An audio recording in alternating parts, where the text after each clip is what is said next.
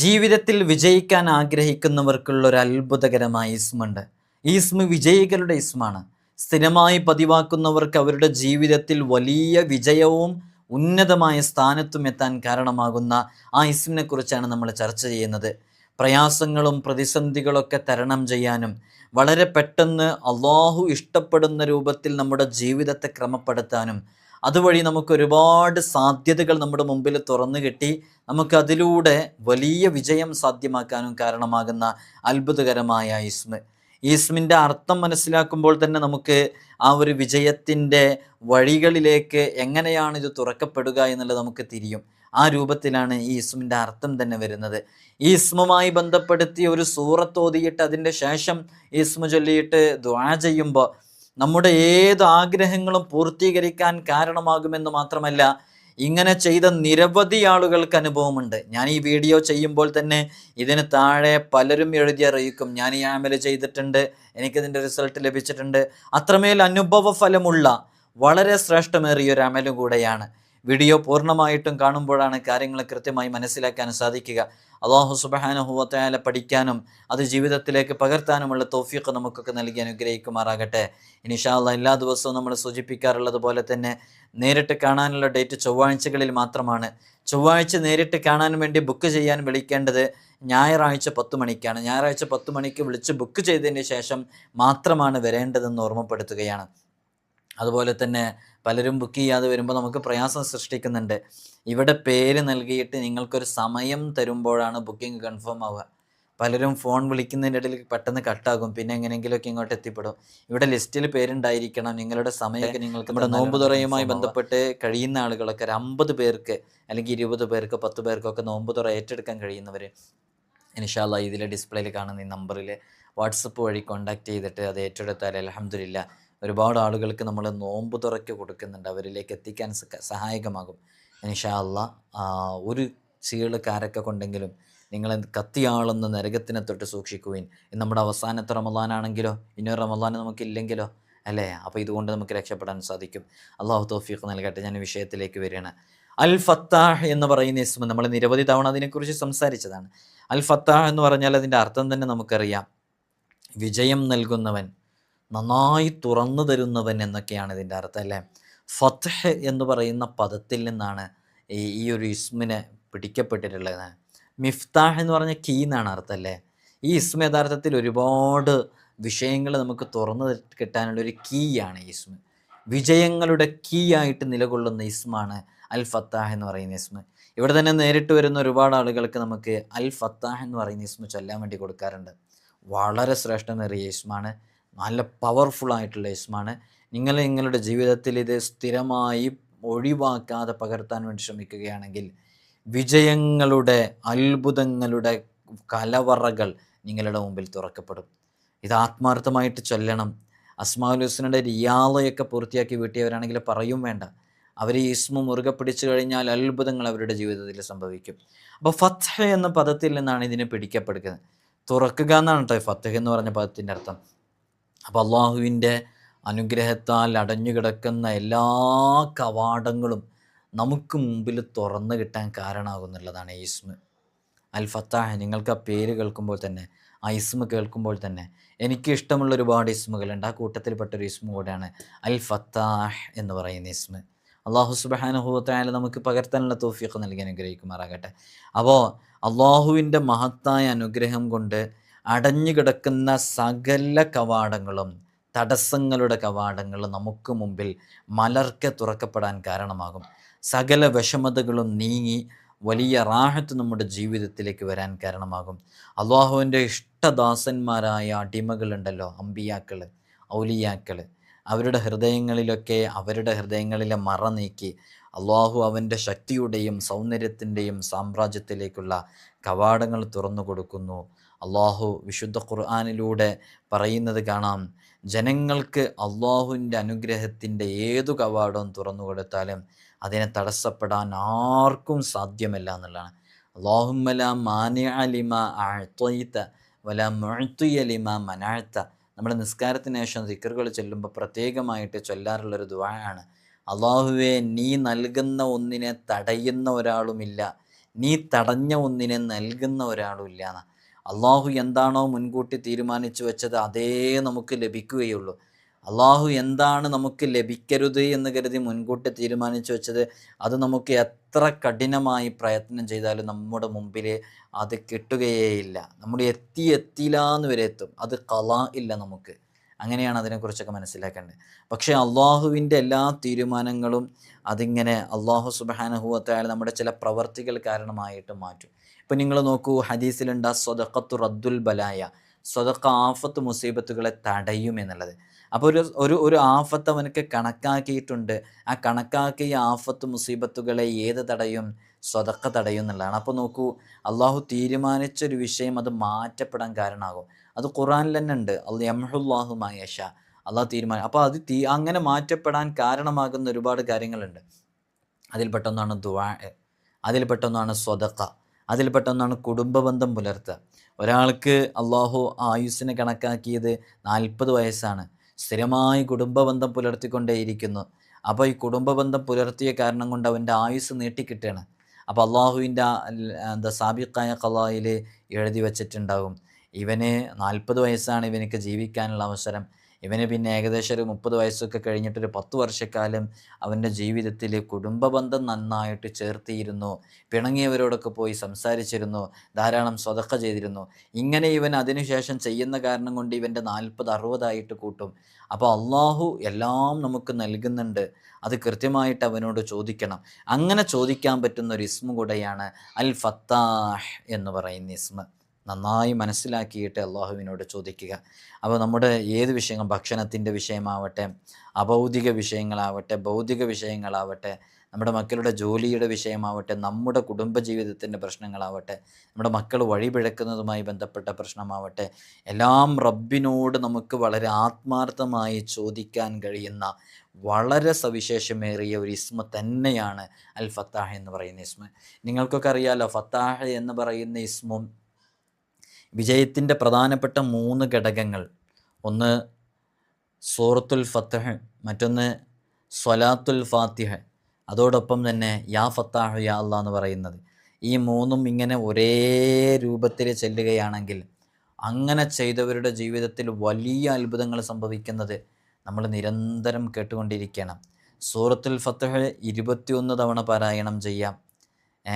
എന്നിട്ട് യാ ഫത്താഹു യാ അല്ലാ എന്നുള്ളത്, യാ ഫത്താഹു, ഈ ഫത്താഹ് എന്ന് പറയുന്ന ഇസ്മിൻ്റെ അതതായ 489 തവണ വളരെ ആത്മാർത്ഥമായി ചൊല്ലിയിട്ട് അള്ളാഹുവിനോട് ദുആ ചെയ്തിട്ട് എത്രയോ ആളുകൾക്ക് അനുഭവം ലഭിച്ചിട്ടുണ്ട്. നിങ്ങൾ ചെയ്യൂ.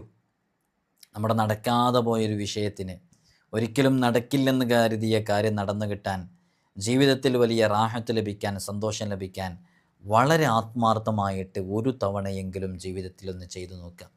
അള്ളാഹു നമുക്കതിനുള്ള വഴികളൊക്കെ തുറന്നു തരട്ടെ ഇൻഷാ അല്ലാഹ്. അതേപോലെ തന്നെ അതുമായി ബന്ധപ്പെട്ട് ഞാൻ പറയാം അതിൻ്റെ രൂപം എങ്ങനെയാണെന്നുള്ളത്. നമുക്കിപ്പോൾ 7 ദിവസം കൊണ്ട് 3 തവണയായിട്ട് 7, 3, 21 സൂറത്തുൽ ഫത്ഹ് പാരായണം ചെയ്ത് യാ ഫത്താഹ് യാ അല്ലാ എന്ന് ഓതിയിട്ട് അള്ളാഹുവിനോട് ദുആ ചെയ്യാം. മറ്റൊന്ന്, ഒരു ദിവസം തന്നെ 21 സൂറത്തുൽ ഫത്ഹ് പാരായണം ചെയ്ത് യാ ഫത്താഹു യാ അല്ലാ എന്ന് പറഞ്ഞ് ദുആ ചെയ്യാം. അതേപോലെ തന്നെ ഇനിയിപ്പോൾ 3 ദിവസം കൊണ്ട് ഓരോ ദിവസവും 7 വീതം ചൊല്ലിയിട്ട് 3 ഇൻറ്റു 7 21 21 പൂർത്തീകരിച്ച് യാ ഫത്താഹു യാ അല്ലാ എന്നുള്ള അതിൻ്റെ അതതായ 489 തവണ ചൊല്ലിയിട്ട് അള്ളാഹുവിനോട് ദുആ ചെയ്ത് നമ്മുടെ ആഗ്രഹങ്ങൾ നേടിയെടുക്കുക. ഇതൊക്കെ റബ്ബിൻ്റെ മുമ്പിൽ നമ്മുടെ വിഷയങ്ങൾ ഇറക്കി വെച്ച് അള്ളാഹുവിനോട് ചോദിക്കാനുള്ള വളരെ പവർഫുൾ ആയിട്ടുള്ള ഒരു അമലാണ്. ഈ സൂറത്തുൽ ഫത്ഹുമായി ബന്ധപ്പെടുത്തി നമ്മൾ സംസാരിക്കുമ്പോൾ വളരെയധികം ശ്രദ്ധിക്കേണ്ട ഒരു വിഷയമാണ് സൂറത്തുൽ ഫത്ഹ്. ഈ യാ ഫത്താഹ് എന്ന് പറയുന്ന ഇസ്മുണ്ട്, സൂറത്തുൽ ഫത്ഹിൻ്റെ ഞാൻ പിന്നീട് പറയാം. യാ ഫത്താഹ് എന്ന് പറയുന്ന ഇസ്മ് നിസ്കാരത്തിന് ശേഷം മറ്റൊക്കെ ഇതിങ്ങനെ സ്ഥിരമായിട്ട് പതിവാക്കലിനെ, ഇതിങ്ങനെ ചൊല്ലലിനെ പതിവാക്കി കഴിഞ്ഞാൽ അവൻ്റെ ജീവിതത്തിൽ ഒരുപാട് അനുഗ്രഹങ്ങൾ വന്നു ചേരാൻ അത് വലിയ കാരണമാകുന്നതാണ്. വിജയങ്ങളുടെ കവാടങ്ങൾ അവൻ്റെ മുമ്പിൽ തുറക്കും. എല്ലാ പ്രതിസന്ധികളിൽ നിന്നും പതിയെ അവനിങ്ങനെ രക്ഷ വരുന്നതായിട്ട് അവന് തന്നെ അനുഭവിക്കാൻ സാധിക്കുമെന്നല്ല. ഇത് ചൊല്ലിത്തുടങ്ങുന്നവർക്ക് മുന്നേറ്റവും അവസാനിപ്പിക്കാനായവർക്ക് സംഗമ സായുജ്യവും പ്രദാനം ചെയ്യും.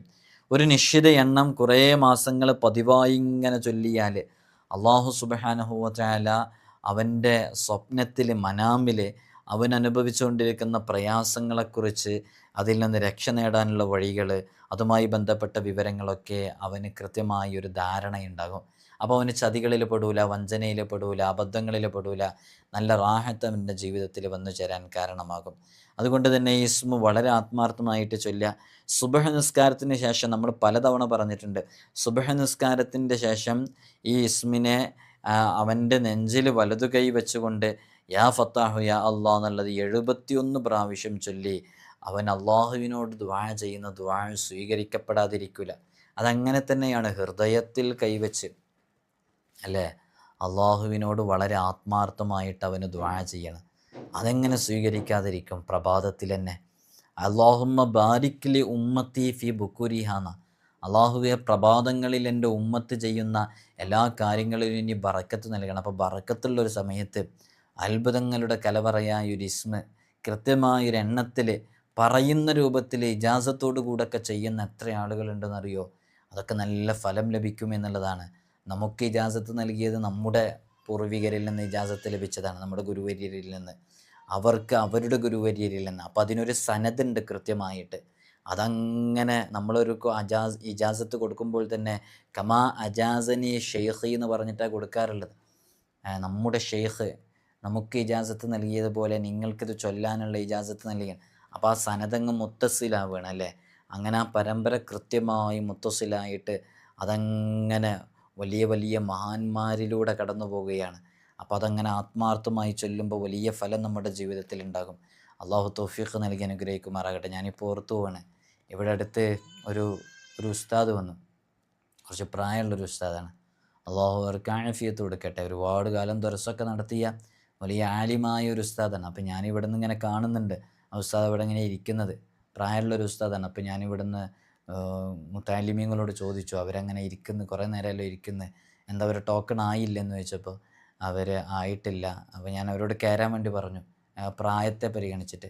അപ്പോൾ അവർ പറഞ്ഞു, എൻ്റെ ടൈം ആയിട്ടുണ്ടോ, ടൈം ആയിട്ടുണ്ടെങ്കിൽ എനിക്ക് കയറേണ്ടുള്ളൂ, ഒരാളെ ഓവർടേക്ക് ചെയ്തിട്ട് ഞാൻ കയറുന്നില്ല, എൻ്റെ ടൈം ആകുമ്പോൾ എന്നെ വിളിച്ചാൽ മതി, ഞാൻ ഇരിക്കുന്നോ നിൽക്കുന്നോ എന്ന് നിങ്ങൾ നോക്കണ്ടെന്ന്. അപ്പോൾ വല്ലാത്തൊരു നല്ലൊരു പ്രകൃതമല്ലേ, നല്ലൊരു സ്വഭാവം. അങ്ങനെ അയാൾ ആ സമയമായപ്പോൾ ആ ഉസ്താദ് ഇങ്ങോട്ട് കയറി ഇവിടെ അത്രയും നേരം 1 മണിക്കൂറൊക്കെ വെയിറ്റ് ചെയ്തിട്ട് ഇവിടെ ഇരുന്നത് ആകെ 3 മിനിറ്റാണെന്ന് തോന്നുന്നു. അദ്ദേഹം കുറച്ച് ഹദിയകളൊക്കെ കയ്യിൽ കൊണ്ടുവന്നിട്ടുണ്ടായിരുന്നു. എന്തിനാ വന്നതെന്ന് ചോദിച്ചാൽ ഒരു കാര്യമില്ല, അവർക്ക് ഒരു പ്രധാനപ്പെട്ട ഒരു വിഷയത്തിൻ്റെ ഇജാസത്ത് വാങ്ങിക്കണം. ആ ഇജാസത്ത് വാങ്ങിക്കാൻ വേണ്ടിയാണ് വന്നത്. സുബ്ഹാനല്ലാഹ്, നമ്മൾ പലപ്പോഴും ചിന്തിച്ചു പോയി, നമ്മളൊക്കെ അവർക്ക് ഇജാസത്ത് കൊടുക്കാൻ അർഹരാണോ എന്നുള്ളത് പോലും. അങ്ങനെ ഞാനതിന് അർഹനല്ല എന്നൊക്കെ പറഞ്ഞ് നമ്മൾ ഒഴിഞ്ഞു മാറാനൊക്കെ പരമാവധി ശ്രമിച്ചു. മൂപ്പര് ഞാൻ ഇത്രയും കഷ്ടപ്പെട്ട് ഇവിടെ ഇരുന്നതൊക്കെ ഉസ്താദിൻ്റെ അടുത്ത് നിന്ന് വാങ്ങിക്കാൻ വേണ്ടിയിട്ടാണ്, അതുകൊണ്ട് ഉസ്താദ് തരണം എന്ന് പറഞ്ഞപ്പോൾ നമ്മളെ ആ നുക്സാനൊക്കെ അവരോട് പറഞ്ഞ കാര്യങ്ങളൊക്കെ പറഞ്ഞ് മനസ്സിലാക്കിയിട്ട് നമ്മളവർക്ക് ചൊല്ലാൻ വേണ്ടി കൊടുത്തു. വേറൊന്നും അവർക്ക് പറയാനില്ല അത്രയും സമയം. അപ്പോൾ ആ ഒരു രൂപവും ആ ഒരു പ്രകൃതവും ആ ഒരു ഇതൊക്കെ കണ്ടപ്പോൾ നമുക്ക് ഒരു ശുഭപ്രതീക്ഷ അവരിൽ കാണുന്നുണ്ട്. കാരണം നേരത്തെ കയറാനുള്ള പെർമിഷൻ കൊടുത്തിട്ട് കയറാതെ ക്ഷമിച്ച് സഹിച്ച്, അപ്പോൾ നമ്മൾ ചെയ്യുന്ന വിഷയം ത്യാഗം എടുത്ത് ചെയ്യുമ്പോൾ അതിൻ്റെ ഒരു ഫലം ലഭിക്കുക തന്നെ ചെയ്യും. അള്ളാഹു അവർക്കും അതുമായി ബന്ധപ്പെട്ട് അമലുകൾ ചെയ്യുന്ന ഒരുപാട് ആളുകളുണ്ട്, അവർക്കൊക്കെ അള്ളാഹു വലിയ ഫലം നൽകട്ടെ. ഇപ്പം നമുക്കറിയാം, ഈ ഒരു യാ ഫത്താഹ് എന്ന് പറയുന്നത് നമ്മൾ പലപ്പോഴും പറയാറുണ്ട്, വിജയത്തിനു വേണ്ടി എപ്പോഴും ഉപയോഗിക്കാൻ പറ്റുന്നതാണ്. അപ്പോൾ നമ്മുടെ മക്കൾ എക്സാം എഴുതുന്ന സമയമായിരിക്കും, അവരോട് യാ ഫത്താഹ് എന്ന് പറയുന്ന ഇസ്മ ചൊല്ലാൻ വേണ്ടി പറയാം. അതൊരു പക്ഷേ 489 അവർക്ക് ഒറ്റയടിക്ക് ചെല്ലാൻ കഴിഞ്ഞോളണമെന്നില്ല. അവർ കുട്ടികളാണ്, അവരുടെ തിരക്കുകളൊക്കെ വേറെ ഒരുപാട് അവരുടേതായ തിരക്കുകളൊക്കെ ഉണ്ടാവും. അപ്പോൾ അവരോട് അതങ്ങനെ ചൊല്ലണമെന്ന് പറയേണ്ടതില്ല. അവരോട് ഒരു 101 തവണയോ ഒരു 92 തവണയോ അല്ലെങ്കിൽ ഒരു 44 തവണയോ ഒരു 11 തവണയോ ഒക്കെ ചൊല്ലാൻ വേണ്ടി പറയുക. അവർക്ക് എത്രയാണോ ദായിമായി കൊണ്ടെടുക്കാൻ പറ്റുന്നത് അത് ചൊല്ലാൻ വേണ്ടി പറയുക. അപ്പോൾ എക്സാം എഴുതുന്ന എൻ്റെ പ്രിയപ്പെട്ട മക്കളോട്, വിദ്യാർത്ഥികളോട്, അവരുടെ പാരൻസിനോടൊക്കെ പറയാനുള്ളത്, നിങ്ങളുടെ മക്കൾക്ക് ഈ ഇസ്മ ചൊല്ലാൻ വേണ്ടിയിട്ട് കൊടുക്കും, നല്ല ഫലം അവരുടെ ജീവിതത്തിൽ ഉണ്ടാകും. പ്രത്യേകിച്ച് നിങ്ങളൊക്കെ ഇത് വലത് കൈ നെഞ്ചിൽ വെച്ച് 71 തവണ എല്ലാ പ്രഭാതത്തിലും ചൊല്ലുന്ന പതിവാക്കുക, ഒരു ദിവസം ഒഴിവാക്കരുത്. ചൊല്ലുന്നവരുണ്ടാവും കേട്ടോ, ഇതിൽ കേൾക്കുന്നവരുടെ കൂട്ടത്തിൽ തന്നെ സ്ഥിരമായി ചൊല്ലുന്നവരുണ്ട്. ഫത്ഹിൻ്റെ അനുഭവം അനുഭവിച്ചറിയാത്ത ഒരാളുണ്ടാവില്ല. പേഴ്സണലി എനിക്ക് തന്നെ എത്രയോ ജീവിതത്തിൽ അനുഭവങ്ങൾ ഈ ഫത്താഹ് സ്വലാത്തുൽ ഫാത്തിഹ് ഇതുമായി ബന്ധപ്പെട്ട് മാത്രം ലഭിച്ചിട്ടുണ്ട്. നമ്മളീ പറയുന്നതൊക്കെ വെറുതെ ഇങ്ങനെ ആളുകളോട് പറയല്ല, നമുക്കൊക്കെ നമ്മുടെ ജീവിതത്തിൽ ഇതൊക്കെ മുറുകെ പിടിച്ചത് കൊണ്ടുണ്ടായ ഒരുപാട് മാറ്റങ്ങൾ, അത്ഭുതങ്ങളുണ്ട്. ഇപ്പോൾ പലപ്പോഴും പറയാറുണ്ട്, നമ്മളിവിടെ കൺസൾട്ടേഷന് വേണ്ടി വരുന്നവർക്കൊക്കെ അറിയാം, ആകെ 10 മിനിറ്റ് ഇവിടെ ഇരിക്കാനുള്ള സമയം ഉണ്ടാവുള്ളൂ. ആ 10 മിനിറ്റിൽ വലിയ പ്രതിസന്ധികളാണ് പറയുക. കുടുംബം തകർന്നത്, മക്കൾ ജയിലിലായത്, അതേപോലെ തന്നെ ജോലി ലഭിക്കാത്ത, വർഷങ്ങളായിട്ട് ജോലി ലഭിക്കാത്തത്, അമ്മായിമ്മയും മക്കളൊക്കെ ഉള്ള പ്രശ്നങ്ങൾ, അങ്ങോട്ടും ഇങ്ങോട്ടും തീരെ യോജിക്കാത്തത്, സിഹറുമായി ബന്ധപ്പെട്ട വലിയ വലിയ പ്രതിസന്ധികൾ. മറ്റുള്ള സ്ഥലങ്ങളിലൊക്കെ നമ്മൾ കൊടുക്കുന്നത് പോലെ എന്താ ഒരുപാട് അമലുകളൊന്നും നമ്മളിവിടെ കൊടുക്കാറില്ല. ചിലരൊക്കെ കോഴിമുട്ടയിൽ പലതും എഴുതിയിട്ടുള്ള ചികിത്സാ രീതികളുണ്ട്. ചിലർക്ക് തേങ്ങയുമായി ബന്ധപ്പെട്ടതുണ്ട്, വെള്ളരിയുമായി ബന്ധപ്പെട്ടതുണ്ട്, തകിടുമായി ബന്ധപ്പെട്ടതുണ്ട്. ഇങ്ങനെ സമയമെടുത്ത് ചെയ്യുന്ന 1 മണിക്കൂർ 2 മണിക്കൂറൊക്കെ സാഴത്ത് നോക്കിയിട്ട്, മുഹൂർത്തം നോക്കിയിട്ട്, എഴുതി തയ്യാറാക്കിയിട്ട് ചെയ്യേണ്ട അമലുകളൊക്കെ ഉണ്ട്. പക്ഷെ നമ്മളിവിടെ അതൊന്നും പറയുന്നില്ല. അത്തരം അമലുകളിലേക്ക് നമ്മൾ പ്രവേശിക്കുന്നേയില്ല. നമ്മളിവിടെ പറയുന്നത് ഒന്നുകിൽ വിശുദ്ധ ഖുർആനിൻ്റെ ആയത്ത്, അത് നിങ്ങളിവിടെ മുമ്പിൽ വന്നിരിക്കുമ്പോൾ നിങ്ങളുടെ പ്രതിസന്ധികൾ മനസ്സിലാക്കിയിട്ട് വിശുദ്ധ ഖുർആനിൻ്റെ മാസ്മരിക വചനങ്ങളായ, അത്ഭുതങ്ങളുടെ കലവറയായ വിശുദ്ധ ഖുർആനിൽ നിന്ന് നിങ്ങളുടെ പ്രശ്നങ്ങളെ പരിഹരിക്കാൻ ഉതകുന്ന ആയത്തുകൾ കണ്ടെത്തിയിട്ട് ആ ആയത്തുകൾ നിങ്ങളുടെ മുമ്പിൽ നൽകും. അതുപോലെ തന്നെ അല്ലെങ്കിൽ ഹദീസിൽ മുത്തുനബി സല്ലല്ലാഹു അലൈഹി വസല്ലം തങ്ങൾ നിങ്ങൾ പറഞ്ഞ ഇതേ തത്തുല്യമായ പ്രശ്നവുമായിട്ട് സ്വഹാബാക്കൾ ഹബീബായ തങ്ങളുടെ സന്നിധിയിൽ വരുമ്പോൾ, സ്വഹാബാക്കൾ ഈ വിഷയങ്ങൾ പറയുമ്പോൾ മുത്തുനബി തങ്ങൾ നീ ഇങ്ങനെ ചൊല്ലിക്കോ എന്ന് പറഞ്ഞു കൊടുത്തത് അതിന് വലിയ ഫലമുണ്ട്. ഒന്നുകിൽ അതാണ് നൽകുക, അല്ലെങ്കിൽ അള്ളാഹുവിൻ്റെ അതിവിശിഷ്ടമായ അസ്മാഉൽ ഹുസ്ന, അല്ലെങ്കിൽ ജൽജലൂത്തിയിലെ ഏതെങ്കിലും ബെയ്ത്തുകൾ, മുജറബാത്തിൻ്റെ ഗ്രന്ഥങ്ങളിൽ ഇമാമുകൾ പറഞ്ഞത്. ഇതല്ലാതെ നമ്മളൊന്നും ഇവിടെ നിന്ന് നൽകാറില്ല.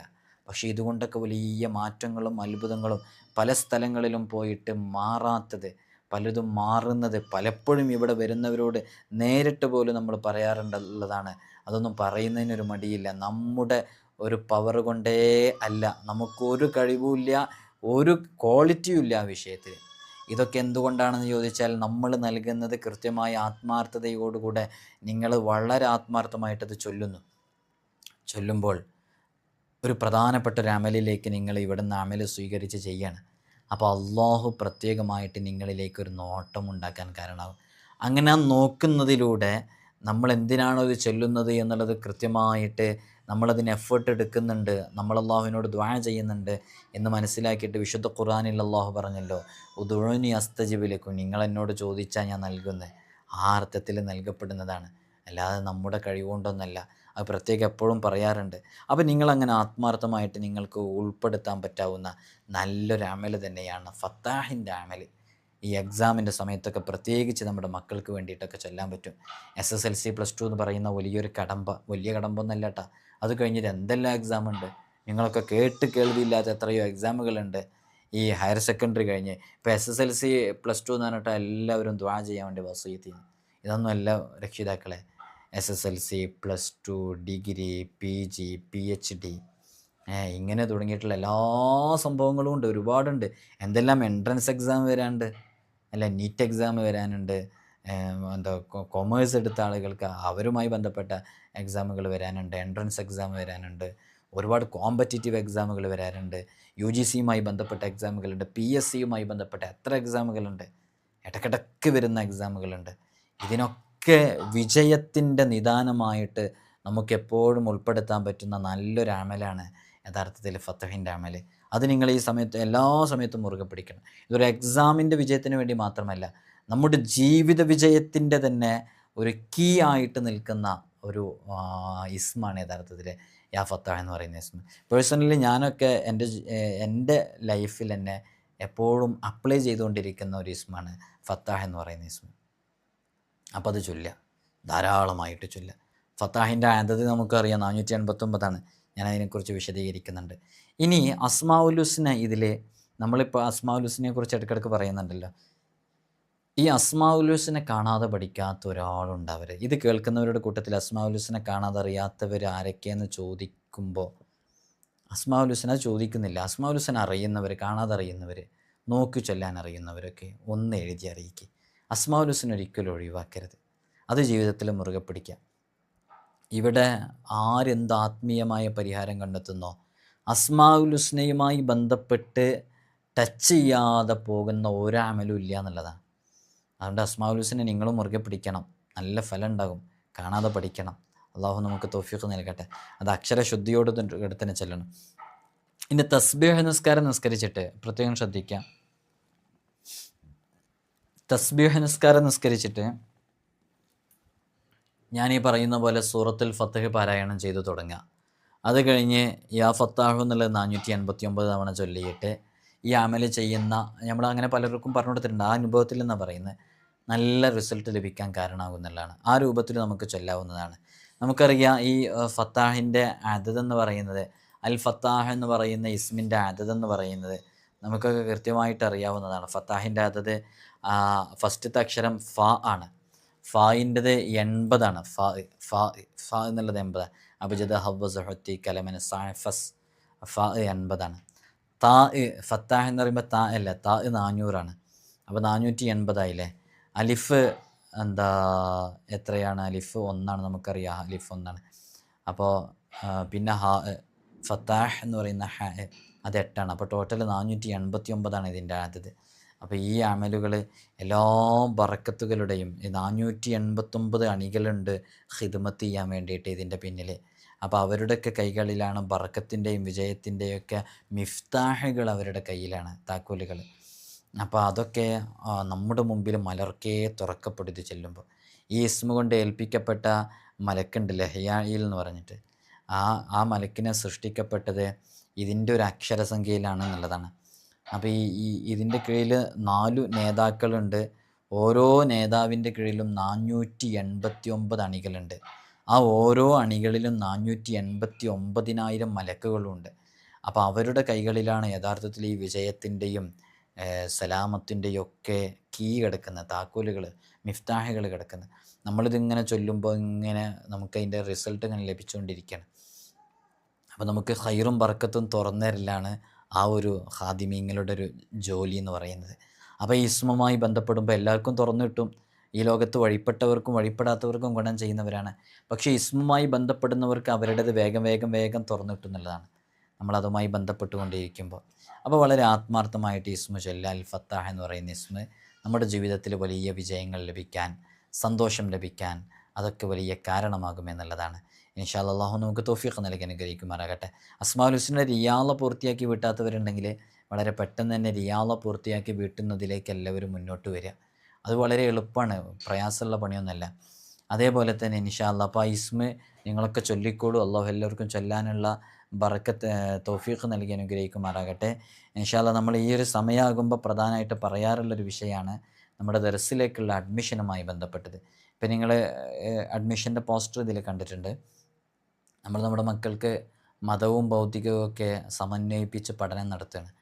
അപ്പോൾ പഠിപ്പിക്കുന്ന സമയത്ത് നമ്മുടെ മക്കൾ, ഇപ്പോൾ മാതാപിതാക്കളെ കഴുത്തറുത്ത് കൊല്ലുന്ന മക്കളെക്കുറിച്ച് നമ്മൾ കേൾക്കുന്നുണ്ടല്ലേ. മക്കൾ തീരെ അനുസരിക്കാത്തത്. ഇപ്പോൾ ചില മാതാപിതാക്കളൊക്കെ വിചാരിച്ചിട്ടുണ്ട് അവരുടെ മക്കൾ നല്ല ക്വാളിറ്റി ഉള്ള മക്കളാണ്.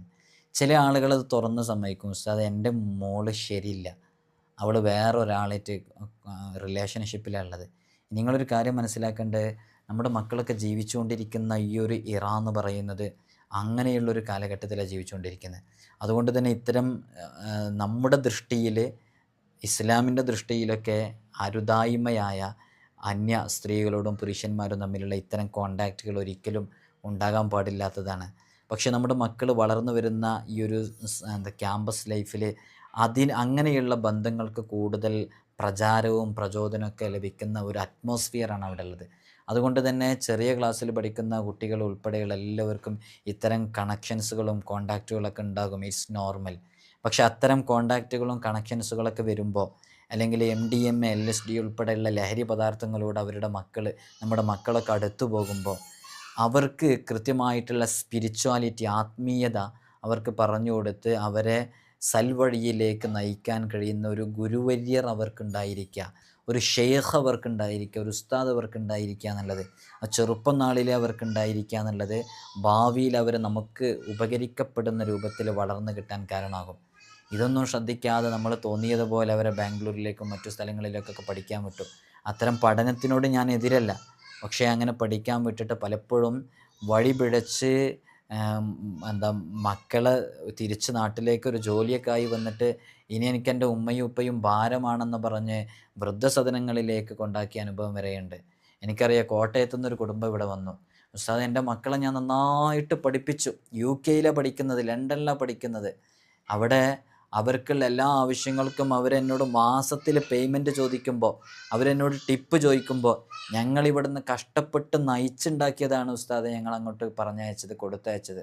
പക്ഷെ എന്തു ചെയ്യാൻ, അവിടെ എത്തിയിട്ട് അവിടെ നിന്നൊരു കണക്ഷൻ ഉണ്ടാക്കിയിട്ട് അവിടെ നിന്ന് തന്നെ അവരൊരു റിലേഷൻഷിപ്പിലെത്തിയിട്ട് ഞങ്ങളിവിടെ ഒരു വിവാഹം കണ്ടെത്തിയിരുന്നു. ആ വിവാഹം അവർക്ക് പറ്റിയില്ല. ഞങ്ങൾ ഇഷ്ടപ്പെടാത്തൊരു ബന്ധവുമായിട്ടാണ് ഇവിടെ വന്നത്. നിർബന്ധിതാവസ്ഥയിൽ ഞങ്ങൾക്ക് വിവാഹം ചെയ്തു കൊടുക്കേണ്ടി വന്നു. അന്യമതസ്ഥരിൽപ്പെട്ടവരായിരുന്നു. ഒരു ഒരു ഒരു ഒരു ഈച്ചയുടെ വില പോലും ഞങ്ങൾക്ക് നൽകിയില്ല. പിന്നീട് അവർ പറയുന്നു, അങ്ങനെ ഞങ്ങളെ അവർക്കൊരു ഭാരമായി തോന്നി. അന്ന് ഞാൻ ഇവരെ പഠിപ്പിക്കാൻ വേണ്ടിയിട്ട് ഒരു പ്രധാനപ്പെട്ട ഒരു സ്ഥാപനത്തിൽ കൊണ്ടാക്കുമ്പോൾ അവിടെയുള്ള വാർഡൻ്റെ കയ്യിൽ കൃത്യമായിട്ടൊരു സ്ലിപ്പ് കൊടുത്തിരുന്നു. എന്തെങ്കിലും അർജൻറ്റ് കാര്യങ്ങളുണ്ടെങ്കിൽ നിങ്ങൾ എന്നെ വിളിക്കണം എന്ന് പറഞ്ഞ് എൻ്റെ മക്കളെ ഞാൻ ഹോസ്റ്റലിൽ പഠിപ്പിക്കാൻ കൊണ്ടാക്കുമ്പോൾ ഒരു സ്ലിപ്പ് കൊടുത്തിരുന്നു. ഇന്ന് അവരെന്നെ ഞങ്ങളെ വൃദ്ധസദനങ്ങളിലേക്ക് കൊണ്ടാക്കിയിരിക്കുകയാണ്. അങ്ങനെ ഓൾഡ് ഏജ് ഹോമിലെത്തിയിട്ട് അവിടെയുള്ള വാർഡൻക്ക് ഞങ്ങൾ പൊന്നുപോലെ നോക്കിയ ഞങ്ങളുടെ മക്കൾ ഇടയ്ക്കിടയ്ക്കൊന്നും ഇങ്ങനെ വിളിക്കാൻ നിൽക്കണ്ട, എന്തെങ്കിലും എമർജൻസി ഉണ്ടെങ്കിൽ മാത്രമേ വിളിക്കാവൂ, അതിന് വിളിക്കാനുള്ളതാണ് ഈ നമ്പർ, വെറുതെ വിളിച്ച് ശല്യം ചെയ്യരുതെന്ന് പറഞ്ഞിട്ടാണ് ഞങ്ങളുടെ മക്കൾ ഞങ്ങളെ വൃദ്ധസദനങ്ങളിലേക്ക് കൊണ്ടുപോകുന്നത്. ഞങ്ങൾക്ക് അവരോട് കൂടെ ഇരുന്ന് ഭക്ഷണം, ഒന്ന് ചോറ് കഴിക്കാൻ ആഗ്രഹമുണ്ട് എന്ന് പറഞ്ഞ് പൊട്ടിക്കരയുന്ന ഉമ്മമാർ, ഉപ്പമാർ നേരിട്ട് ഞാൻ കേട്ട അനുഭവമാണ് ഈ പറയുന്നത്. അപ്പോൾ അത്തരം മക്കളായി വളരാതിരിക്കണമെങ്കിൽ ആ രൂപത്തിൽ ധാർമ്മികമായ വിദ്യാഭ്യാസം അവർക്ക് കൊടുക്കണം. അതിനുവേണ്ടി നല്ല ഒരു ആത്മീയമായിട്ട് തർബിയത്ത് ചെയ്യുന്ന സ്ഥലങ്ങളിലേക്ക് അവിടെ ആക്കണം. ഈ വിനീതൻ തന്നെ നേരിട്ട് നടത്തുന്ന ദർസിലേക്കുള്ള അഡ്മിഷന് വളരെ കുറഞ്ഞ ആളുകൾ മാത്രമേ എടുക്കുന്നുള്ളൂ. അതുകൊണ്ട് താല്പര്യമുള്ള രക്ഷിതാക്കൾ, നല്ല കഴിവുള്ള, നല്ല പഠിക്കുന്ന അവർ ഒരുപാട് പ്രശ്നങ്ങളുണ്ടാകും. അനുസരിക്കാത്തവരായിരിക്കും, നാട്ടിൽ തലതെറിച്ച് നടക്കുന്നവരായിരിക്കും, നിങ്ങൾ പറഞ്ഞൊന്നും കേൾക്കാത്തവരായിരിക്കും. ഒന്നും കുഴപ്പമില്ല, അത്തരം കുട്ടികളാണ് നമുക്ക് വേണ്ടത്. അവരെ നന്നാക്കി എടുക്കാൻ വേണ്ടിയിട്ടല്ലേ. അത്യാവശ്യം പഠിക്കണം, അപ്പോഴേ നമുക്കതിൻ്റെ ഒരു നേട്ടം ഉണ്ടാവുള്ളൂ. അപ്പോൾ അത്തരം കുട്ടികൾ ആവശ്യമുണ്ടെങ്കിൽ രക്ഷിതാക്കൾ വളരെ പെട്ടെന്ന് കോൺടാക്റ്റ് ചെയ്യുക. അള്ളാഹു നമുക്ക് റാഹത്ത് നൽകട്ടെ. എല്ലാവരും ദുആ ചെയ്യണം കേട്ടോ. അസ്സലാമു അലൈക്കും വറഹ്മത്തുള്ളാഹി.